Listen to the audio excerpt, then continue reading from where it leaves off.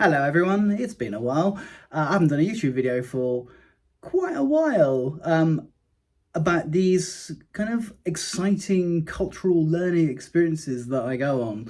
And I'm on one of those this week, so I thought, why not drop another video in and let people know a little bit about it. So as you might have seen from previous videos, I have been doing the ISPA, International Society for Performing Arts Fellows Programme for the past 3 and a bit years.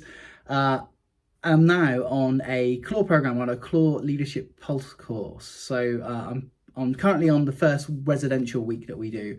There are 3 residentials. This is week 1 and this has been day 1. So as with the ISPA videos, I just thought there's kind of 2 purposes to these videos. Number 1 is to be able to let people like yourselves see from first-hand experience what I'm taking away from it, get a bit of an insight into what these programs are all about, because I think that's quite important to be able to have the privilege and the luxury of being on a course like this and be accepted, is to be able to actually then go, I want to let other people know a little bit about it. There feels a level of responsibility that comes with being on these programs. It's not just for me, it's for me to take that knowledge back and share it with others. The other aspect of doing these videos is it's really useful for me to reflect back on in the future, rather than trying to look through my notes, which can be quite scribbly at points and kind of out of context, make no sense whatsoever. I can kind of look at my videos and go, okay, I can understand what was going on there. It's a bit more long form, a bit more conversational, and I can look at it and go, oh, that was the emotional state I was in at the time, and it makes more sense. One of the things about Clore programs, I've spoken to quite a few people who've done them, and they say they're quite intense emotionally, and some people, quite a few people, and other people who've been on the course have said they had the similar conversations with people. Quite a lot of people have said you do cry in these courses because they're really intense. So obviously, I kind of want to be able to look back at the videos and go, was I a blubbering wreck at that point? And why was I a blubbering wreck at that point, rather than in the moment just being like, oh my god, I've learned so much. So yeah, anyway, so that's another purpose of the videos. Anyway, so about Clore Leadership Pulse. So Clore Leadership Pulse is a program designed for kind of mid-career leaders, people who are on a particular kind of leadership journey, who want to like make change and be cultural leaders and whatnot, and are not quite at the top of the mountain, but are working their way up. So the idea is to help people like us to consider what leadership skills we have, what the values of we hold are in terms of leadership, and to be able to work with the facilitators and the guest speakers, but also with each other to upskill ourselves and to increase our knowledge and to put things into context.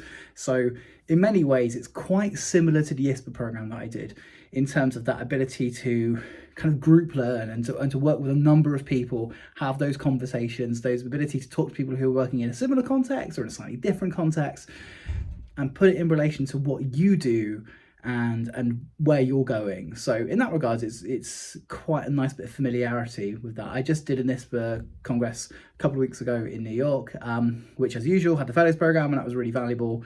So coming into Clore in the back of this at least feels I've had a relatively similar experience recently. That means I'm kind of in the right head place to make the most out of this. But yes, so in terms of the program today, it's been kind of a half-day introduction, really. A lot of getting to know each other. There's 24 people on the course. First things first, they're all like incredibly inspiring people. When you get the information pack at the beginning and you read all the biographies of people, you're like, wow, these people are doing like really amazing things. They've got really interesting lives and careers, and you get a bit of an insight into who they are and what they care about, and it's all really like inspiring and just kind of always, it's just awesome to hear about these people and to go, oh, I'm going to get to spend like the next 3 months on and off with these people and get to learn from them, as well as the people facilitating the course and coming in. So that's an amazing opportunity, first things first.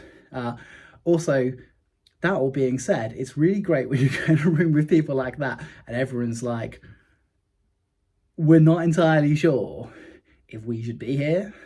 We're kind of worried that we might get it wrong or might be found out.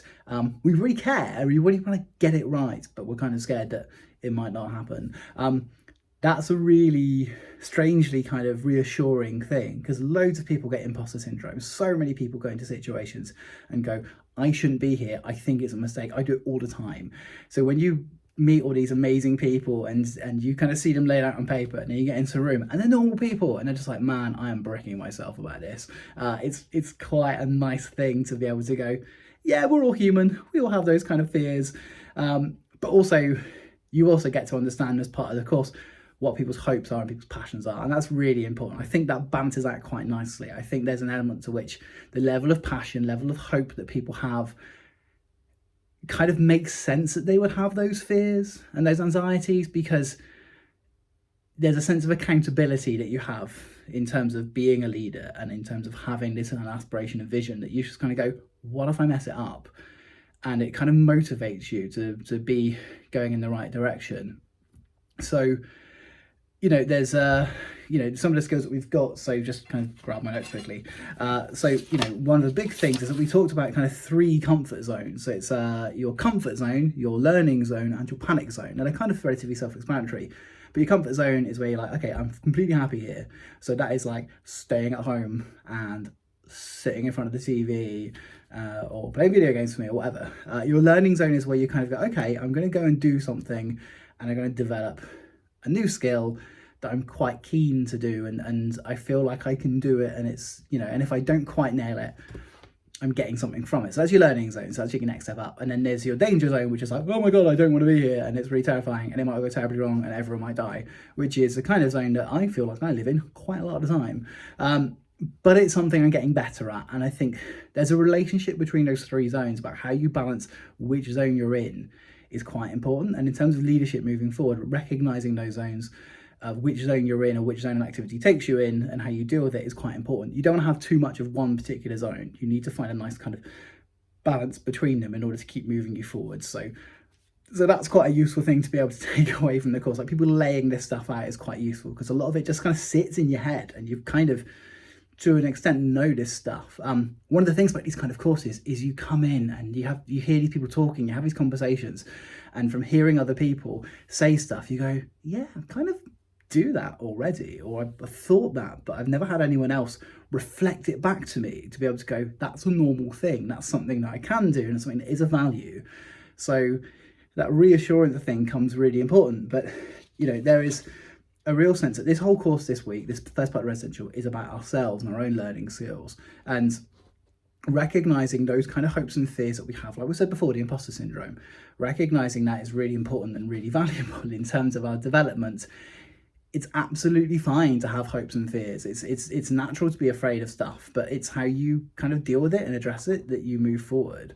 You know, you have to listen to yourself and understand your own idiosyncrasies about how you behave and how you do things. And that's the way you deal with that stuff, and the way you kind of respond to those idiosyncrasies and manage them is an important value of how you define yourself as a leader. You know, leadership is so much about listening to other people and supporting other people, and it's also about listening to yourself. It's also about kind of paying attention to what's going on with you, giving yourself the space and the time that you need to do things in a way that is going to help you kind of nail it moving forward. You know, there's this whole thing about leadership of, you know, one thing that came out. So Hilary Carty, who leads Clore, did a talk with us today. You know, and as usual, Hilary's one of those people who's amazingly and inspiring and awesome and is completely normal, which is always really nice when you meet normal people who are doing great things. But, you know, one of the things that, you know, that she was kind of saying about in terms of all the amazing things that she was touching upon, you know, was in terms of like listening to those idiosyncrasies and going, how do I kind of deal with what I need to do and accept that and embrace that in terms of developing my leadership style. But, you know, also don't disregard that voice that is making you go, oh, I shouldn't be here. Just kind of accept it and acknowledge it, and then think about how you deal with it. And there's a lot of things as well, like she said, you can't deal with how people might have these kind of preconceptions of you or look at you in a particular way. What you can deal with is how you respond to it. You know, that's really valuable stuff, and it's stuff that on even a basic human level, it's the stuff that I think most people are kind of aware of, but you don't ever have it laid out like that in black and white. So that's really valuable stuff. You know, we're just scraping the surface of these things on the course this week. So, you know, this is day 1, and so it's over the course of 3 months. There are 3 residentials, and then there's going to be kind of online learning and stuff, and there's conversations going around in between. So there's loads of stuff to come forward. So I'm kind of up for the challenge. I'm up for the, for the tears that might come, but I'm up for the kind of learning that happens, because it's really important in terms of going, what comes next, and what am I doing that is going to help me be a leader, but it's going to help me kind of help others as well. What kind of leader do I want to be, and how do I do that? One of the things that I said at the beginning is, like, the question was, what do you want to get from this? And I kind of said, I spent so much of my career looking at leadership in various places, whether it's up close or far away, and going, that looks like a really bad version of leadership, and I don't agree with that. And now it's going, as I get closer to the position of being one of those people leading at that level, how do I end up not being a dickhead like I thought those people were? How do I feel like, if I were myself looking at me as a younger person, how would I go, okay, he's not a complete knob? So that's, as a very kind of coarse way of putting it, that feels quite important in terms of this whole process, and when I get a book full of notes, and we'll reflect on stuff. But I'll look back at these videos as well and figure that out, and then put it into the wider context of the stuff I've got from ISPA and the stuff I do day to day, and the people I work with and people I learn from. There's a whole toolkit that you build of knowledge for leadership, and it's about being able to draw upon that and dig into it. And as I said before, it's not also just for me, it's for me to do the videos like this and put it out there so other people might find it useful. You might watch this and go, what the hell is he talking about? And that's absolutely fine, because it's very much about my journey. But you might find something in these videos that you go, okay, that's quite an interesting thing, and I hadn't really thought about that, and there's the value. Now, I'm not going to go into too many specifics about the course, because first things first, there are people in the room who, they're being incredibly honest, and, it's quite a liberating thing to be able to have free and open conversations, but they need to remain confidential. I'm not going to betray any confidences. I'm not going to give any details that might let you know who's here or who was saying what. So none of that's going to happen, because that's important to retain that confidentiality. That's valuable. But I will talk about the learning, but also I don't want to give too much away, because you have to kind of do these courses. If I tell you every exercise is going to make people feel like you don't want to have that experience, and having the experience is such an important part of doing this stuff.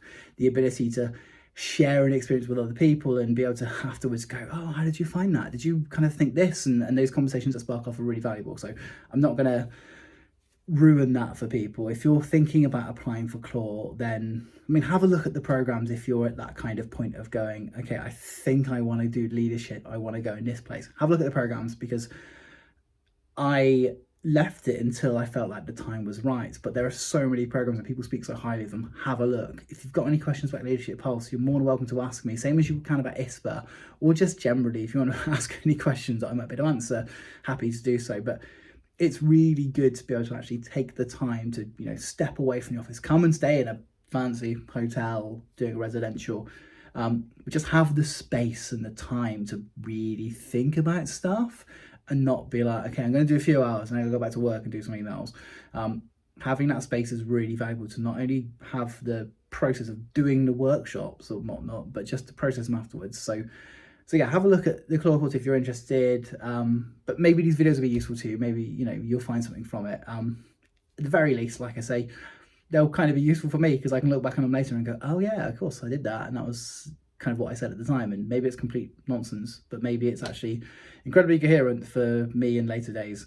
But yeah, so this is day one, just wrapping up now. So if I do the quick YouTube videos, get back on that.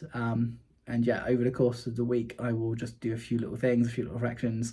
I'm doing stuff on Instagram and Twitter as well, as I usually do. So you can always check in on that stuff. Generally speaking, the days are quite active, so there's not lots of reflection to do at the time. So yeah, I will do some videos and stick them online. But yeah, so that's kind of day one of Clore Leadership Pulse. So on that note, I am going to shut my brain down for the evening and get some rest before we go into day two and the first full day, which might be where the tears come, who knows. But yeah, anyway, that's me done for today. I will do another video tomorrow. So yeah, I'll speak to you guys later. Bye-bye.